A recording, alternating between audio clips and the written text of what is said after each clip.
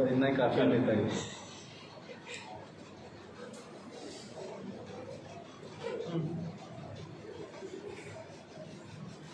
नमस्कार, आप देख रहे हैं एटा लाइव और मैं हूं संतोष कुमार। मेरे साथ राकेश राजपूत जी हैं। पहचान बताने की जरूरत नहीं है, फिल्म एक्टर रहे हैं, समाज सेवा भी कर रहे हैं और अब राजनीति में भी हैं। सलीम शेरवानी के साथ उन्होंने समाजवादी पार्टी को ज्वाइन किया था लखनऊ में अखिलेश यादव के पास जाके, और कासिम पे अपनी मजबूत दावेदारी भी कर रहे हैं। राकेश जी, लगातार भारतीय जनता पार्टी समाजवादी पार्टी के खिलाफ लगातार मुखर है और केवल समाजवादी पार्टी के खिलाफ ही लगातार उनकी बातें चल रही हैं, तमाम आरोप प्रत्यारोप हैं। तो सामान्य तौर पर क्या कहेंगे आप? जैसा कि आप जानते हैं कि आज देश के और प्रदेश के क्या हालात हैं, इसमें कहीं किसी से कोई बातें नहीं छुपी हैं। जैसे आपने पहलवान जी को सुना जी, मेरे साथ महामंत्री जी हैं राष्ट्रीय क्रांति पार्टी के, गिरीश भोरे जी हैं, तमाम पीछे आप देख रहे हैं युवा खड़ा हो रहा है। आज जो लड़ाई है वो लोकतंत्र को बचाने की लड़ाई है, आज जनशक्ति और धन शक्ति की लड़ाई है। आप देख रहे हैं कि हर वर्ग का आदमी, चाहे वो नौजवान है, किसान है, दलित है, ओबीसी है, जो वंचित है, शोषित है, सबके साथ अन्याय हो रहा है। और ये आज पहले दिन की बात नहीं है। जब योगी जी ने मुख्यमंत्री की शपथ ली तो उन्होंने अपनी शोषणकारी मानसिकता उसी दिन दिखा दी थी जब उन्होंने सीएम हाउस को गंगा जल से धुलवाया। उन्होंने केवल एक समाज का अपमान नहीं किया, उन्होंने बहुजन समाज का अपमान किया, उन्होंने मायावती जी का अपमान किया, उन्होंने आदरणीय बाबूजी कल्याण सिंह जी का अपमान किया, आदरणीय नेताजी का अपमान किया और युवा दिलों की धड़कन आदरणीय अखिलेश यादव जी का अपमान किया। तो उनकी तो स्टार्टिंग से ही दिख रहा था कि वो बहुजन समाज जो है उसको शोषित करना है, उसको परेशान करना है, उसको बहुत जितना उनके अंदर था वो दिख रहा था। इन 4.5 सालों में जहां हम बैठे हैं आज एटा में, यहाँ विधायक भी लोधी समाज के 4 हैं, सांसद भी लोधी समाज से हैं, उसके बावजूद यहाँ माँ अवंतीबाई लोधी जी, जो खुद योगी जी ने ओबीसी महासभा के अंदर ऐलान किया कि एटा में बनने वाला मेडिकल कॉलेज वीरांगना अवंतीबाई लोधी जी के नाम से रखा जाएगा।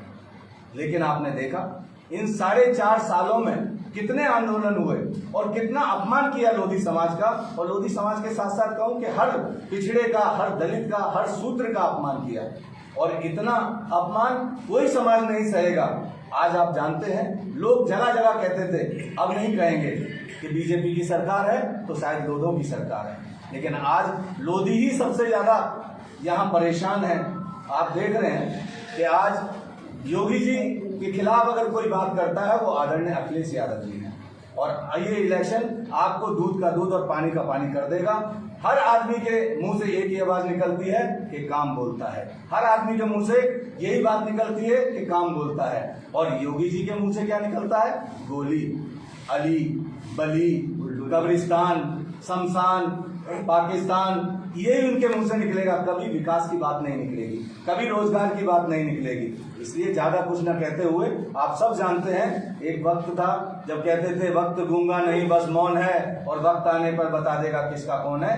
और आप देख रहे हैं बीजेपी के तमाम लोग छोड़ के भाग रहे हैं और बीजेपी के जितने विधायक हैं उनकी जमानत जब्त होगी। वो आज गाँव में नहीं घुस रहे हैं डर की वजह से, क्योंकि किसान की पीठ में छुरा घोंपा जा रहा है। आप देख रहे हैं जैसा कि बताया कि 1000 से ऊपर किसानों की शहादत हो गई, लेकिन ना बीजेपी का कोई नेता बोलने को तैयार है, ना कोई मंत्री बोलने को तैयार है। जबकि इस देश को कृषि प्रधान देश कहा जाता है, किसान है तो हिंदुस्तान है, और उस किसान की ही पीठ में छुरा घोंपने का काम ये बीजेपी कर रही है। राकेश जी, पिछले दिनों एटा में जिला पंचायत का चुनाव हुआ, सबने देखा किस तरह से हुआ। एक व्यक्ति जो समाजवादी पार्टी के प्रत्याशी यहाँ थे, उनके ऊपर लगातार केसेस अब लगे, अभी मुश्किल से भी लौट के आए हैं घर पे अपने। तो क्या लगता है कि कहीं ना कहीं एक तरफ अराजकता जैसी स्थिति बनती जा रही है इस प्रदेश में? ये चाहते ही हैं कि प्रदेश में अराजकता फैले, क्योंकि इनका काम ही है शुरू से हिंदू मुस्लिम को बांटना, देश में अराजकता हो। आप देख रहे हैं, आपने उदाहरण दिया जिला पंचायत के सदस्य का जब चुनाव हुआ, बीडीसी का चुनाव हुआ, ये गांव का चुनाव होता है और गांव से एक तरफा समाजवादी को वोट मिला। और इन्होंने जो कहते हैं ना खिसियानी बिल्ली खंबा नोचे, इन्होंने अपनी गुंडई से, बदमाशी से, पुलिस के बल पे इन्होंने जिला पंचायत अध्यक्ष का पद छीना। पूरे प्रदेश में देखिए बीडीसी के जो ब्लॉक प्रमुख होते हैं उनके पद छीने, लेकिन ज्यादा दिन नहीं चलेगी। काठ की हांडी एक बार चढ़ती है। जरा किसी एक चीज़ बता दीजिए कि कहाँ से दावेदारी कर रहे हैं? मुझे तो जो पार्टी आदेश करेगी मैं उसका पालन करूंगा। बहरहाल चुनाव लड़ना तय है। अब ये तो पार्टी डिसाइड करेगी, जब टिकट अनाउंस हो जाएंगे तो आपके सामने भी आ जाएंगे। ये लगातार ये आरोप लगते रहे हैं समाजवादी पार्टी के ऊपर कि यहाँ पर 4 विधायक थे, उसके बावजूद विकास नहीं हुआ। उसकी परिणति आज है कि यहाँ 4 विधायक भी हैं। अगर एटा जिले की बात करें तो 4 सांसद भी हैं। तो क्या लगता है कि विकास के नाम पर आखिर में क्या हुआ? विकास के नाम पे केवल इनको मुंह खोलते ही ये सिर्फ झूठ बोलते हैं, बरगलाते हैं, और जब ये समझिए आप ये मुंह खोलेंगे सिर्फ झूठ बोलेंगे। 100 बात की एक बात कह दी, इनके नेता जब मुंह खोलेंगे केवल झूठ बोलेंगे और झूठ के अलावा इन्हें कुछ नहीं आता। बहुत शुक्रिया। मेरे साथ थे राकेश राजपूत जी, धन्यवाद। शुक्रिया।